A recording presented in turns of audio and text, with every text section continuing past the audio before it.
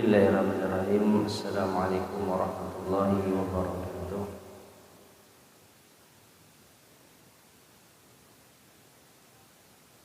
Innal hamdalillah nahmaduhu wa nasta'inuhu wa nastaghfiruh wa na'udzu billahi min shururi anfusina wa min sayyiati a'malina.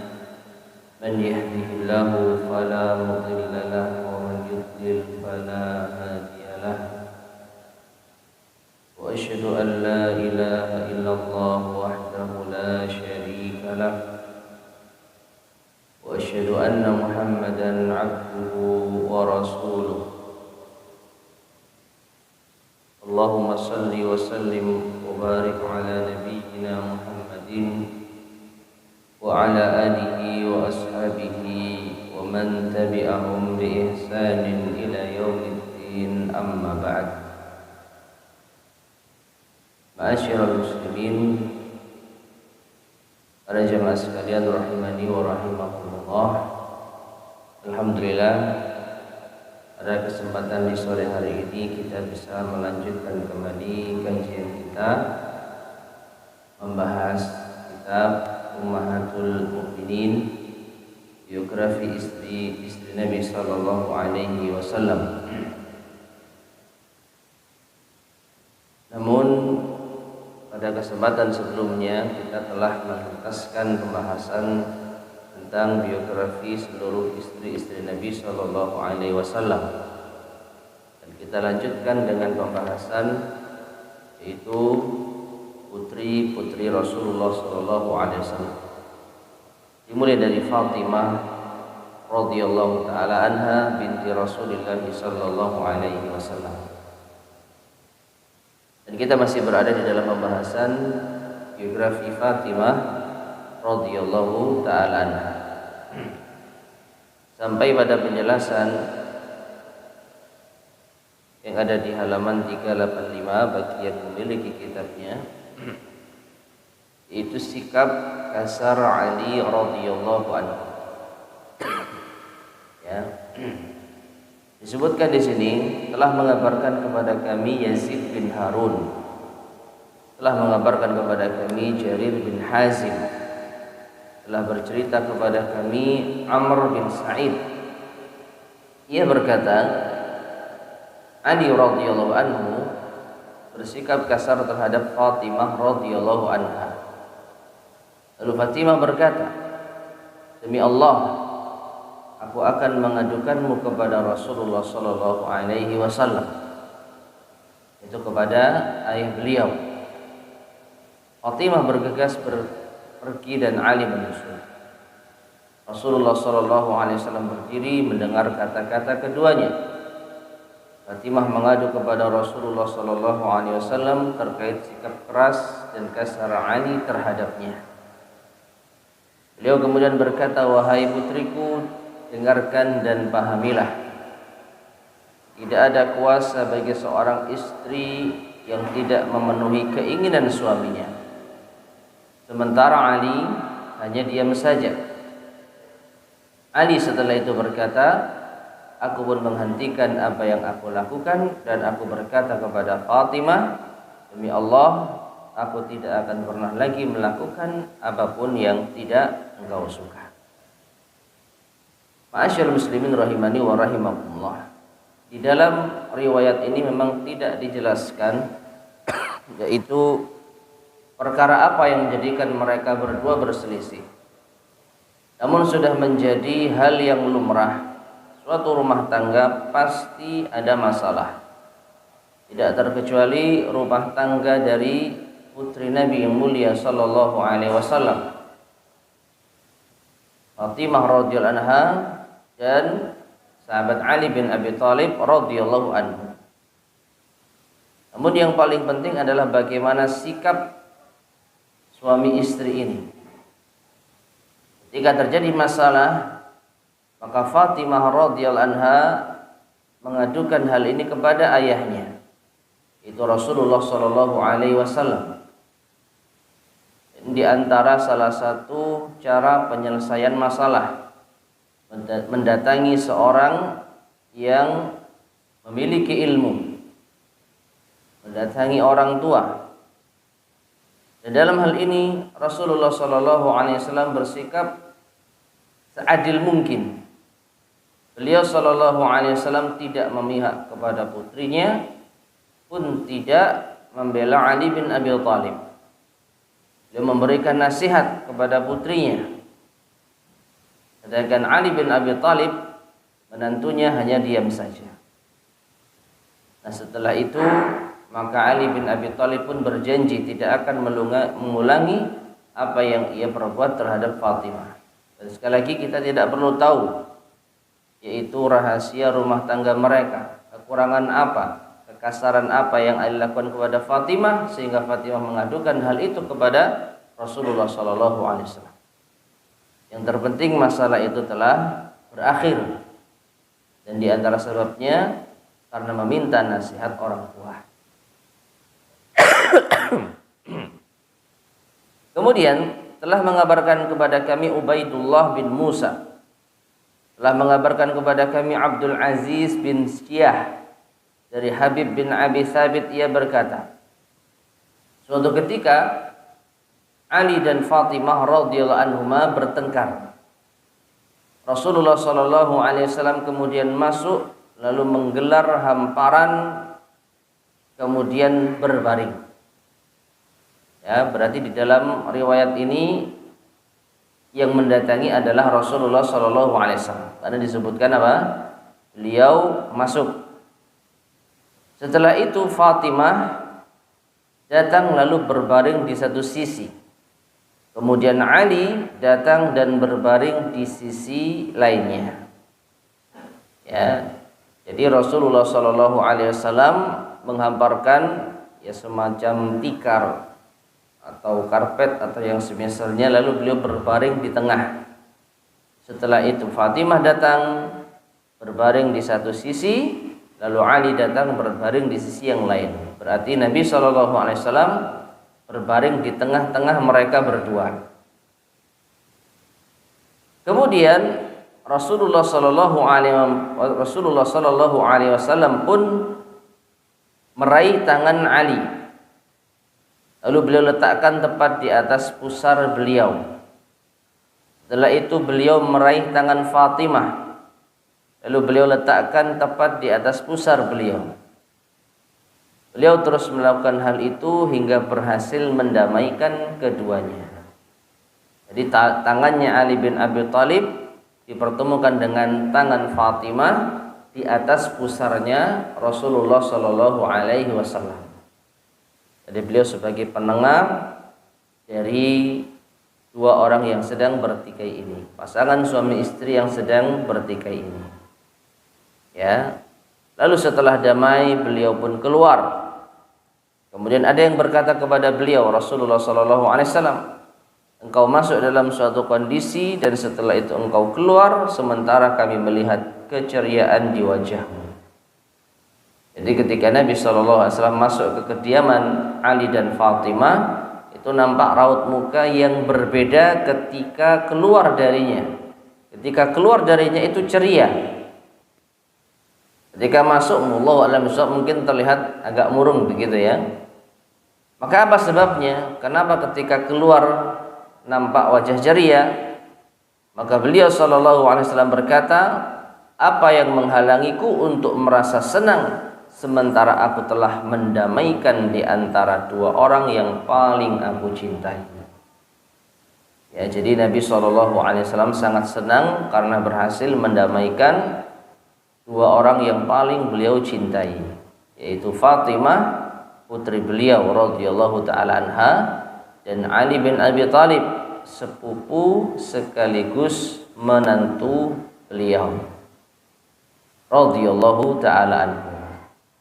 Nah, ini pelajaran yang perlu kita ambil ya. Jadi bagaimanapun juga kemuliaan seseorang, yang namanya keluarga itu pasti ada masalah. Tinggal bagaimana cara kita menyikapinya. Ali bin Abi Thalib dan Fatimah radhiyallahu anha dalam hal ini melakukan perbuatan tindakan yang sangat tepat, yaitu mendatangi Nabi sallallahu alaihi wasallam sebagai orang tua sebagai penasihat. Dalam riwayat yang lain, Nabi SAW lah yang datang menjumpai mereka berdua. Atas izin Allah, maka keduanya pun berdamai sehingga tidak lagi bertikai. Baik, kemudian kelahiran Ali dan Fatimah. Berarti ini kita alurnya ke belakang, ya. Kelahiran Ali dan Fatimah. Telah mengabarkan kepada kami Muhammad bin Abdullah bin Abi Sabrah dari Yahya bin Syabal dari Abu Ja'far, ia berkata, Al-Abbas radhiyallahu anhu suatu ketika bertamu menemui Ali dan Fatimah radhiyallahu anha. Lalu Fatimah berkata, aku lebih tua darimu. Ya. Jadi Fatimah merasa dirinya lebih tua daripada Ali bin Abi Thalib. Al-Abbas radhiyallahu anhu lantas berkata, adapun engkau wahai Fatimah, maka engkau lahir saat kaum Quraisy merenovasi Ka'bah saat Nabi sallallahu alaihi wasallam berusia 35 tahun. Ya. Saat Nabi sallallahu alaihi wasallam berusia 35 tahun. Abbas ini pamannya Rasulullah sallallahu alaihi wasallam sehingga tahu persis kapan kelahiran Fatimah. Sementara engkau Ali, maka engkau lahir beberapa tahun sebelum itu. Jadi lebih tua siapa? Lebih tua Ali bin Abi Thalib radhiyallahu anhu. Dari sini maka klaim dari Fatimah itu salah. Karena Fatimah merasa beliau lebih tua daripada Ali bin Abi Thalib. Ya. Apalagi di zaman dahulu kita tidak menjumpai yang namanya KTP, akte kelahiran, sehingga kapan seseorang dilahirkan itu hanya bisa dengan pengakuan, ya. Bukan dengan data yang dimiliki oleh orang yang bersangkutan. Ya, sudah sebesar ini tidak tahu kapan lahirnya, hanya bisa memperkirakan. Maka dari itu Fatimah merasa kayaknya saya lebih tua dari Ali dibandingkan Ali, yaitu suaminya. Maka Abbas bin Abdul Muttalib yang lebih tua dibandingkan dan mereka berdua, bahkan lebih tua daripada Rasulullah sallallahu alaihi wasallam, ya, karena Abbas adalah pamannya Rasulullah sallallahu alaihi wasallam. Allahu alam apakah lebih tua, karena bisa jadi paman itu sepantaran, seusia. Hanya saja yang pasti Abbas mengetahui kapan kelahiran mereka berdua, ya.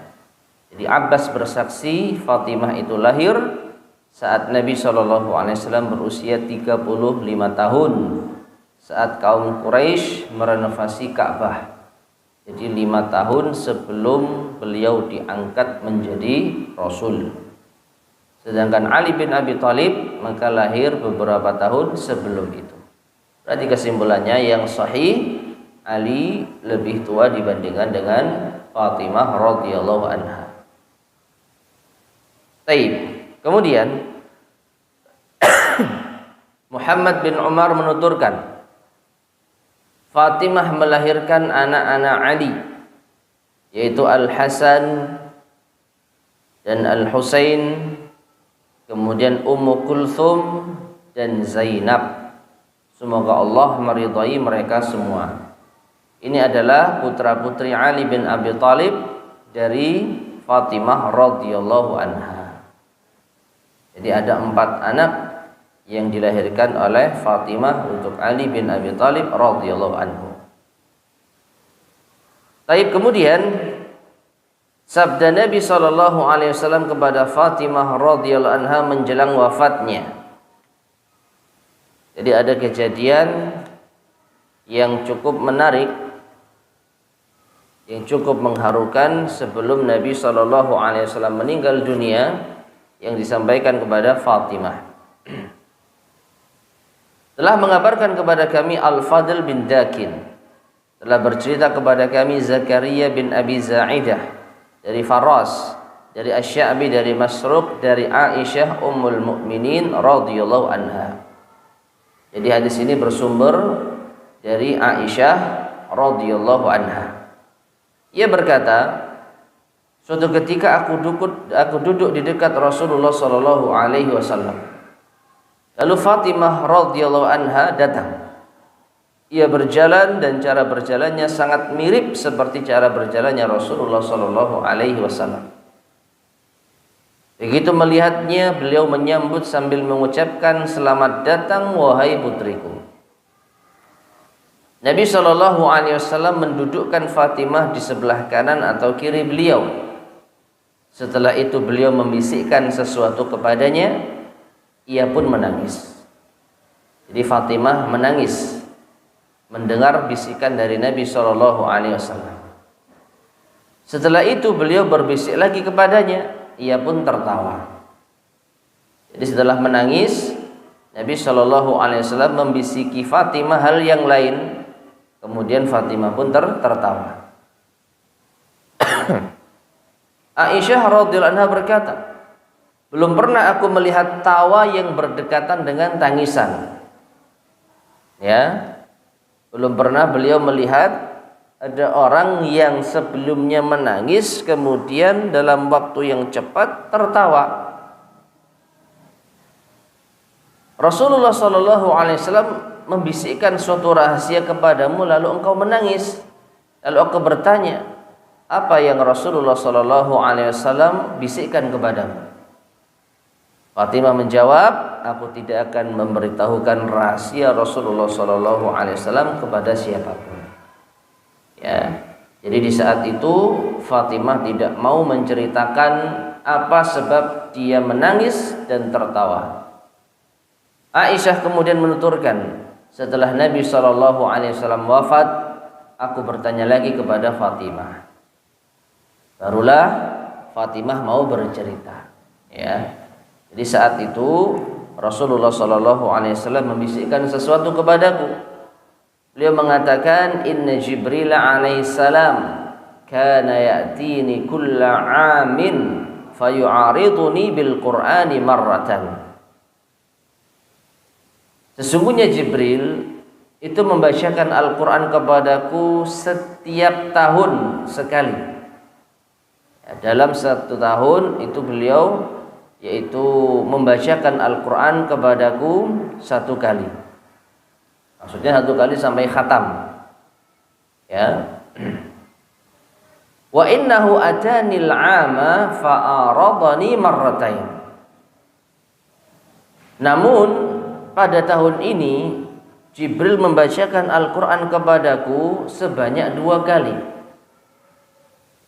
Jadi tahun ini yang dibacakan itu 2 kali khatam. Wala adzunnu ajali illa qad hadara. Dan tidaklah aku mengira melainkan ini tanda ajalku sudah dekat. Wa ni'mas salafu ana laki, dan sebaik-baik pendahulumu adalah aku bagimu. Maka Fatimah pun mengatakan, aku pun menangis. Jadi karena tahu ayahnya merasa ini adalah tahun meninggalnya beliau sallallahu alaihi wasallam, maka Fatimah pun apa? Bersedih. Inilah bisikan pertama yang menyebabkan Fatimah menangis. Kemudian beliau sallallahu alaihi wasallam membisikkan lagi yang kedua kalinya, ama tardaina an takuni sayyidata nisa'i hadhil ummah wa nisa'il alamin. Tidakkah engkau ridha wahai Fatimah menjadi pemimpin kaum wanita mukminah atau menjadi pemimpin kaum wanita dari umat ini, dari seluruh alam semesta? Maukah engkau atau tidakkah engkau ridha menjadi pemimpin wanita di dalam umat ini atau pemimpin wanita dari seluruh umat yang ada di seluruh alam semesta? Maka Fatimah pun mengatakan, aku pun tertawa. Artinya apa? Beliau ridho, beliau senang ketika mendapatkan kabar bahwa beliau adalah pemimpin wanita dari umat ini, bahkan dari seluruh wanita di alam semesta. Ya. Nah, jadi ini rahasia yang pernah disampaikan Nabi SAW kepada Fatimah yang menyebabkan beliau menangis kemudian tertawa. Sekaligus ini merupakan kabar tentang keutamaan Fatimah radhiyallahu anha. Beliau adalah wanita pemimpin dari umat ini dan juga wanita di alam semesta ini. Baik, kemudian kita beranjak pada yaitu sakit dan wafatnya Fatimah radhiyallahu anha. Telah mengabarkan kepada kami Yazid bin Harun, telah mengabarkan kepada kami Ibrahim bin Sa'ad dari Muhammad bin Ishaq dari Ali bin Fulan bin Abi Rafi dari ayahnya dari Salma. Ia berkata, Fatimah binti Rasulullah sallallahu alaihi wasallam sakit di tempat kami. Itu tempatnya Salma. Selanjutnya pada hari ia wafat, Fatimah keluar lalu berkata, "Ibu," ya panggilan kepada wanita yang lebih tua, "Ibu, tolong tuangkan air mandi untukku." Kata Salma, aku kemudian menuangkan air mandi untuknya. Ia lantas mandi dengan sangat baik sekali. Setelah itu ia berkata, "Berikan pakaian-pakaian baruku." Aku kemudian memberikan pakaian-pakaian baru miliknya yang ia kenakan. Setelah itu ia berkata, itu Fatimah, "Letakkan kasurku di tengah rumah." Salma pun mengatakan, aku pun meletakkan kasurnya di tengah rumah. Ia lantas berbaring di atas kasur tersebut menghadap kiblat lalu berkata, "Ibu, saat ini aku akan mati. Aku sudah mandi, jangan sampai ada seorang pun membuka dadaku." Setelah itu Fatimah wafat. Ali datang lalu memberitahukan hal itu kepadanya. Ali berkata, "Jangan ada siapapun yang membuka dadanya." Ali kemudian menggotong dan menguburnya dengan mandi tersebut. Taib. Para jamaah sekalian rahimani wa rahimakumullah. Ya, hadis ini memang terdapat di dalam beberapa kitab-kitab para ulama kita. Ya, di antaranya diriwayatkan oleh Imam Ahmad, demikian pula dengan Imam Ibnul Jauzi. Namun di dalam kitab Al-Mawdu'at yang mengisyaratkan kalau hadis ini menurut pendapat para ulama adalah hadis yang dhaif, hadis yang tidak sahih. Ya. Terlebih apa? Di antara hadis yang masyhur, justru Aisyah itu ketika meninggal dunia dimandikan oleh Asma binti Umais, istrinya Abu Bakar As-Siddiq radhiyallahu taala anhu. Ya, jadi beliau meninggal dunia lalu dimandikan oleh Asma binti Umais, istrinya Abu Bakar radhiyallahu anhu. Jadi bukan beliau sebelum mati mandi sendiri, seperti yang disebutkan di dalam kitab ini. Ya. Jadi beliau mandi atau beliau meninggal dunia kemudian baru dimandikan. Bukan mandi sendiri kemudian baru meninggal dunia. Terlebih di sini terlihat seakan-akan Fatimah itu tahu kapan dia mati. Jadi semua sudah dipersiapkan, mandi, kemudian pakai pakaian terbaik, ya. Kemudian berpesan, "Setelah ini aku akan mati." Ya, ini hal yang mengganjal. Karena tidak ada seorang pun yang tahu kapan seorang itu akan meninggal dunia. Ya. Terlebih para ulama menilai hadis ini hadis yang tidak sahih. Ya, hadis yang tidak sahih. Taib. Jadi yang benar Fatimah itu meninggal dunia kemudian dimandikan jenazahnya oleh Asma binti Umais, istrinya Abu Bakar As-Siddiq radhiyallahu taala anhu. Taib. Kemudian kisah amarah Fatimah radhiyallahu anha terhadap Abu Bakar, dan ini ada kaitannya dengan waktu kematian Fatimah radhiyallahu anha.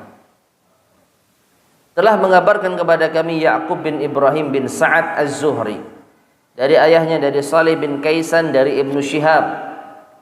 Ia berkata, Urwah bin Az-Zubair mengabarkan kepadaku bahwa Aisyah istri Nabi sallallahu alaihi wasallam memberitahukan kepadanya bahwa Fatimah binti Rasulullah sallallahu alaihi wasallam meminta jatah warisan peninggalan Rasulullah sallallahu alaihi wasallam dari harta rampasan perang yang Allah berikan kepada beliau.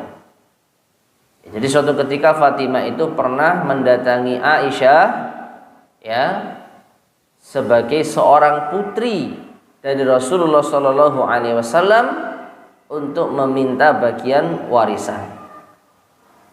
Maka Abu Bakar berkata kepada Fatimah bahwa Rasulullah sallallahu alaihi wasallam pernah bersabda, "La nurathu wa ma taraknahu shadaqatun." Ya, harta kami itu tidak diwarisi dan apa yang kami tinggalkan adalah sedekah. Maka Fatimah radhiyallahu anha pun marah dan ia hidup selama 6 bulan sepeninggal Rasulullah sallallahu alaihi wasallam. Ya, jadi poin utamanya sebenarnya yang ingin diambil ibrah di sini adalah masa hidup Fatimah itu hanya 6 bulan sepeninggal Rasulullah sallallahu alaihi wasallam. Jadi bisa dikatakan beliau adalah keluarga Nabi yang paling cepat menyusul kematian Nabi sallallahu alaihi wasallam. Bukan tahunan ya, hanya beberapa bulan. Ya, Nabi sallallahu alaihi wasallam wafat di tahun ke-10 Hijriah, maka Aisyah pun juga wafat di tahun yang sama, hanya selisih 6 bulan.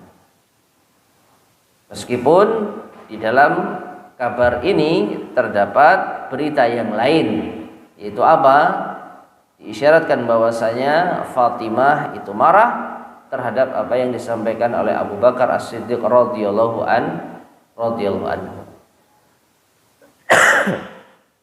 Ya. Jadi Fatimah radhiyallahu anha berharap meminta harta warisan dari ayahnya, namun ternyata Abu Bakar menyampaikan bahwa Nabi pernah berpesan kalau harta beliau tidak diwariskan. Dan apa yang tertinggal dari harta beliau maka itu untuk sedekah. Wallahu a'lam bishawab. Oleh karena itu pembahasan setelahnya disebutkan ada perbedaan pendapat di kalangan para ulama berapa selisih wafatnya Fatimah dengan Nabi sallallahu alaihi wasallam. Berapa lama? Telah mengabarkan kepada kami Sufyan bin Uyainah dari Amr dari Az-Zuhri, ia berkata, Fatimah radhiyallahu anha hidup selama 3 bulan sepeninggal Nabi sallallahu alaihi wasallam. Ini satu pendapat. Sedangkan yang lain telah mengabarkan kepada kami Sufyan bin Uyainah dari Amr dari Abu Ja'far, ia berkata, Fatimah hidup selama 6 bulan sepeninggal Nabi sallallahu alaihi wasallam. Dan ini menguatkan apa yang tadi kita sampaikan. Ya, 6 bulan sepeninggal Nabi sallallahu alaihi wasallam. Muhammad bin Umar menuturkan, inilah yang lebih kuat menurut kami. Fatimah wafat pada malam Selasa 3 hari berlalu dari bulan Ramadan tahun ke-11 Hijriah. Ya, jadi afwan tadi Rasulullah SAW meningginaan. Meskipun pada akhirnya hikmahnya putri Nabi terlepas dari orang yang jahat. Tapi untuk Abul As ini tidak. Jadi ketika mengetahui bahwa Nabi SAW berdakwah kepada tauhid, maka orang-orang Quraisy melihat kalau ternyata masih ada putri Nabi SAW yang memiliki hubungan keluarga atau pernikahan dengan salah seorang musyrik, dengan seorang Quraisy, yaitu Abul As. Karena Abul As tidak masuk Islam, jadi Abul As masih dianggap oleh mereka. Maka Abul As diperintah, kamu ceraikan putrinya Muhammad, nanti kami akan gantikan dengan wanita manapun yang kau mau. Ternyata Abul As menolak. Abul As menolak untuk menceraikan Zainab. Dan sekali lagi saat itu belum ada larangan menikah dengan lain keyakinan. Ya, seorang wanita muslimah saat itu belum dilarang untuk memiliki ikatan pernikahan dengan laki-laki musyrik. Maka dalam hal ini Abul As dan Zainab masih menjalankan kehidupan rumah tangga sampai kurang lebih 12 tahun. 12 tahun itu ketika Nabi SAW perang Badar, ternyata Abul As termasuk di antara orang Quraisy yang berangkat untuk memerangi kaum muslimin. Yang nanti akan kita kisahkan insyaallah kisah lengkapnya, tapi kemungkinan akan kita lanjutkan pada kesempatan berikutnya. Jadi singkat cerita, Abul As ini tertangkap sehingga menjadi tawanan perang.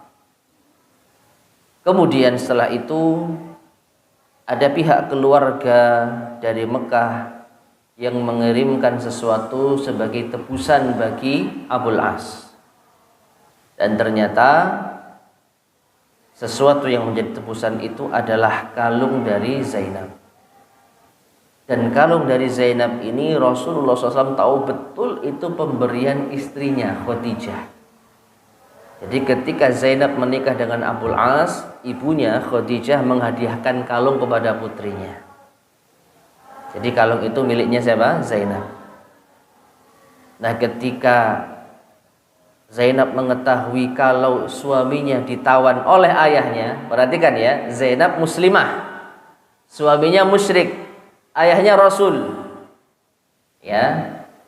Gak bisa kita bayangkan gimana ini mertua dan menantu ketemu di medan perang. Oleh karena itu dalam doanya Zainab itu meminta kebaikan bagi semua. Makanya setelah perang Badar Zainab itu ketar-ketir dia. Bagaimana kabar suamiku, bagaimana kabar ayahku. Ternyata keduanya baik-baik saja. Meskipun suaminya akhirnya ditawan.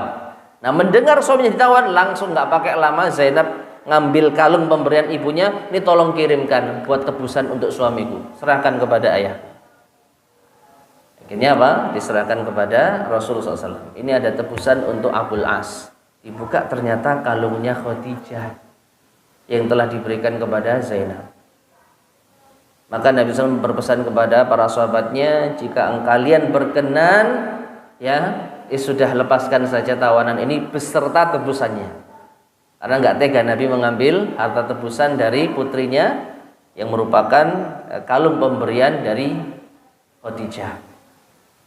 Namun ketika Abul As ini kembali ke Mekah, berhasil dibebaskan secara cuma-cuma, Nabi berpesan, setelah ini kamu harus mengembalikan Zainab ke aku. Nah, disinilah yang saya sebutkan tadi, masa 12 tahun. Mereka bersatu lalu dipisahkan oleh Rasulullah SAW. Ya, perang Badar tahun kedua Hijriah. Afwan, berarti saya salah. 15 tahun mengalami masa pernikahan. Jadi ketika Nabi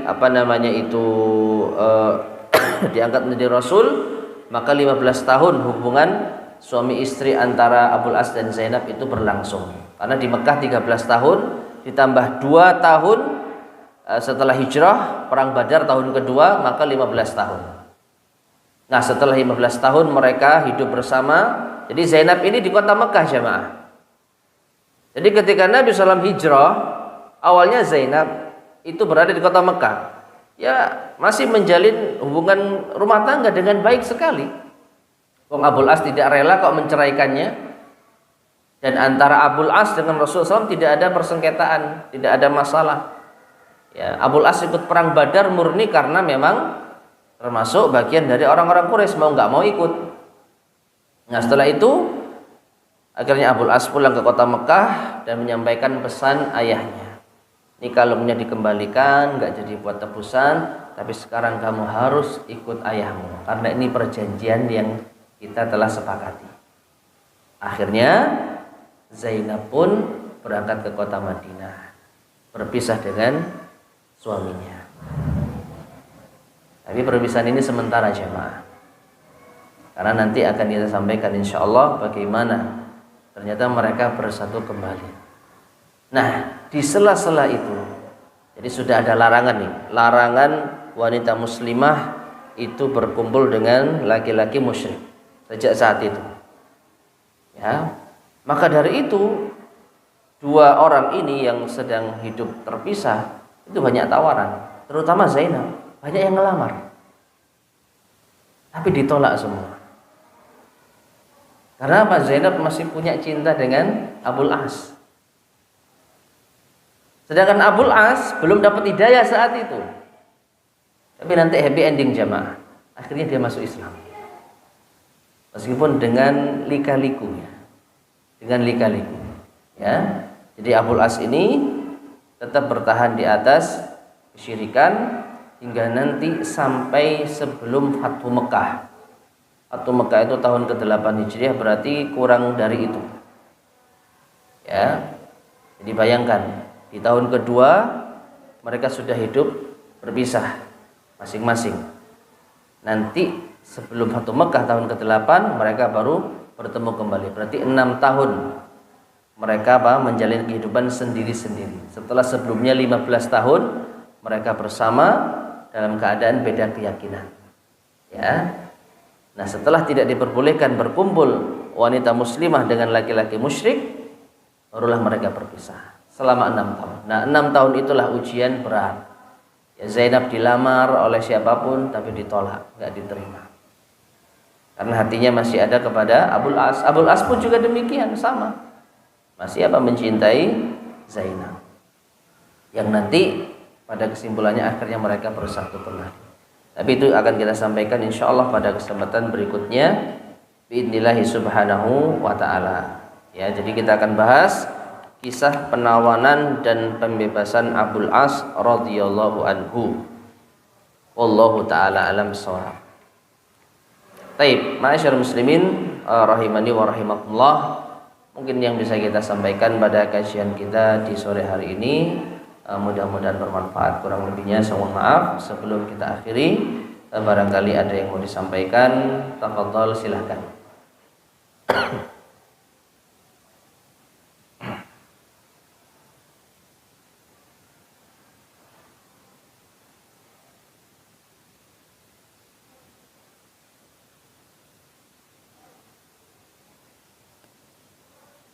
Ibu-ibu ada yang tanyakan?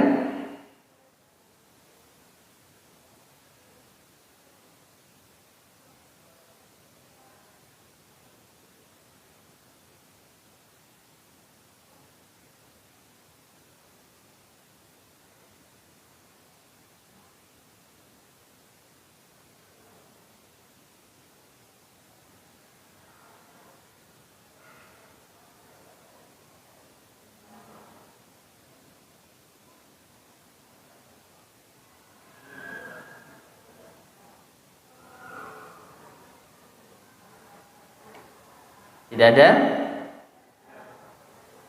Baik, jika tidak ada yang tanyakan, kita cukupkan sekian. Mudah-mudahan bermanfaat. Kurang lebihnya saya mohon maaf. Kita akhiri. Subhanakallahumma bihamdika asyhadu an la ilaha illa anta astaghfiruka wa atubu ilaik.